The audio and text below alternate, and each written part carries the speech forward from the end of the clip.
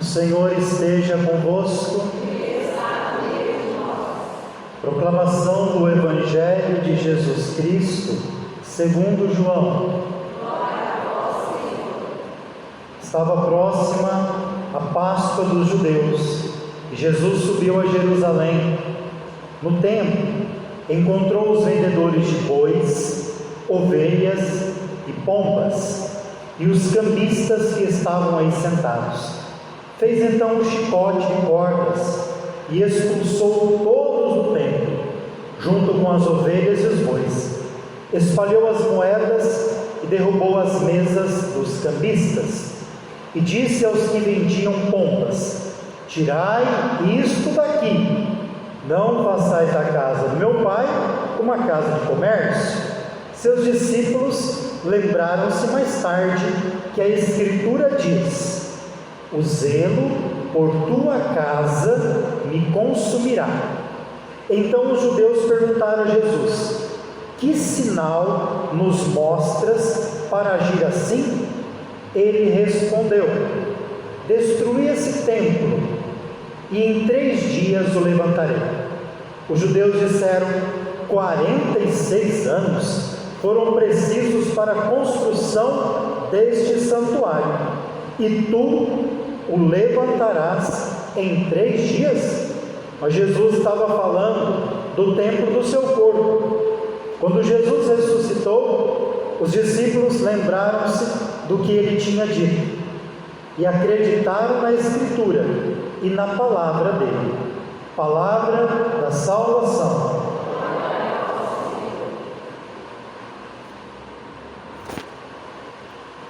O zelo pela tua casa me consumirá, diz um texto do Antigo Testamento, citado hoje no Evangelho. Nós devemos ter todo o zelo, todo o cuidado, como tinha Jesus, pelo templo, pela igreja, pela casa de Deus. Jesus não está criticando o templo, nem o lugar de oração que é o templo, mas está criticando as ações erradas feitas ao redor do templo. O Evangelho de hoje fala que estava próximo da festa da Páscoa. Imaginemos que os judeus, quase que a maioria, já não vivia no território da Palestina.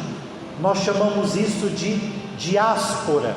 Já estavam na Grécia, Egito, em outros territórios não judaicos. E a festa da Páscoa é a festa mais importante para o judeu, como também a festa das tendas e a festa de Pentecostes.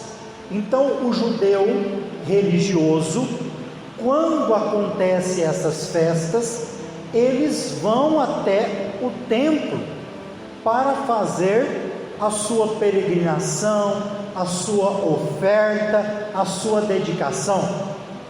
Assim, a mais importante festa, que é a Páscoa. E Jesus também fez estas peregrinações até Jerusalém. E Jesus aqui, quando ele chega lá no templo, ele encontrou vendedores de bois, ovelhas, pombas e os cambistas. Então vamos entender alguém que está fora da Palestina. Como que eu vou trazer numa viagem longa um boi, uma ovelha para me ofertar no templo? Normalmente, lá onde eles estavam, eles vendiam esta oferta que eles tinham prometido em fazer. Vendia o boi, vendia a ovelha, e quando chegava em Jerusalém, com esse dinheiro, lá havia um lugar que eles poderiam comprar o mesmo animal para então oferecer no templo para o sacrifício. Qual é a grande corrupção que acontece, que os espertos aproveitam, sabendo que todo esse povo, na época das grandes festas, vão chegar em Jerusalém. Você chegando, você tem que se hospedar. A hospedagem na época do templo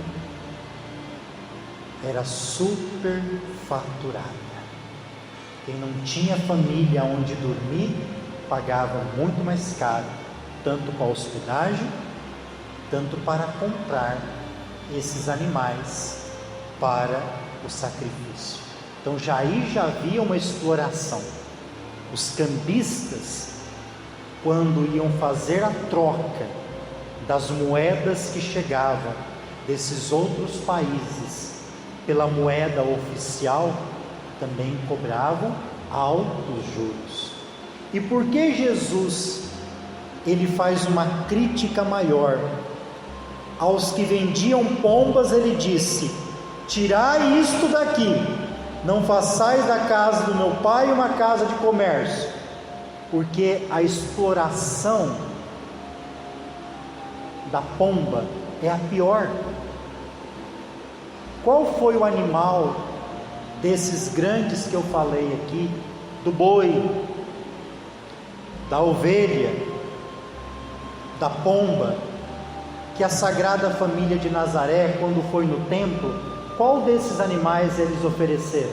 Não foram um par de rolas ou 2 pombinhas? Porque esta era a oferta do pobre. O pobre não tinha condições de comprar um boi, uma ovelha, para dar como oferta. Então ele ofertava a simples pomba, e assim fez Maria e José. Então, quando nesta festa se cobra mais caro pela oferta do pobre, que é essas pombas, Jesus fica indignado, porque o pobre já tem dificuldade de ofertar, e aquilo que ele quer fazer com maior carinho está sendo superfaturado. Então Jesus está fazendo esta crítica, mas não do templo, mas do que estão fazendo com ele. O templo é casa de oração, por isso que o altar ele é consagrado para celebrar a Eucaristia. Por isso que é na igreja, não adianta a gente ficar com aquelas falas: eu rezo em casa. Nós rezamos em casa, eu não preciso ir na igreja. Não é assim. Deus quis que a igreja, o templo também, além de nós que somos templo, casa de Deus, porque em nós habita o Espírito de Deus, ele também age no templo. Vocês estão aqui rezando hoje por muitas intenções, de modo particular, vocês das famílias que rezam pelo 7º dia dos seus entes queridos. O templo é o lugar sagrado da proclamação da palavra de Deus, da transubstanciação do pão e do vinho na Eucaristia, dos sacramentos que são celebrados: batismo, Eucaristia, crisma, matrimônio, é no templo.